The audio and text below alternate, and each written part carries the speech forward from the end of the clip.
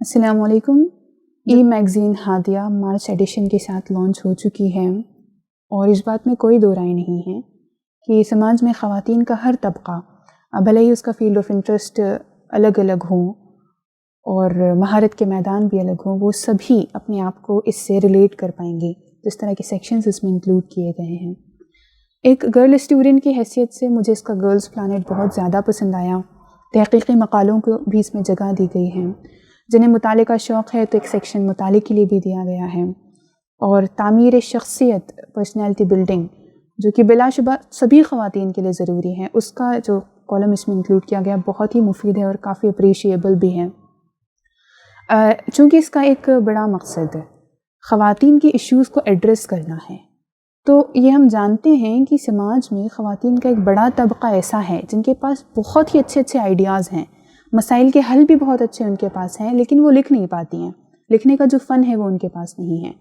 تو یہ امید ہے مجھے کہ ہادیہ کے قلمکار ان ایشوز کو بھی ایڈریس کریں گے، ان سے مل کر، ان خواتین سے مل کر، زمینی سطح پہ بات کر کے ان سے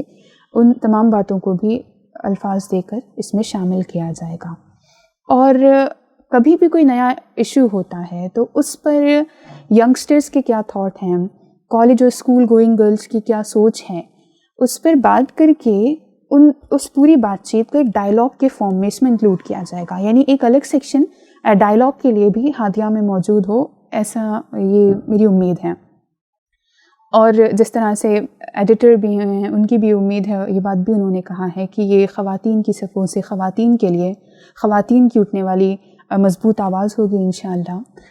اور جس طرح علامہ اقبال نے کہا ہے کہ اٹھ کے اب بزم جہاں کا اور ہی انداز ہے، مشرق و مغرب میں تیرے دور کا آغاز ہے، تو یہ مجھے پوری امید ہے کہ اس نئے دور کے آغاز میں ہادیہ اپنے قلمکاروں اور قارئین کے ساتھ اس سماج کو ایک نئی سمت دینے میں انشاءاللہ ایک رہنما ثابت ہوگی۔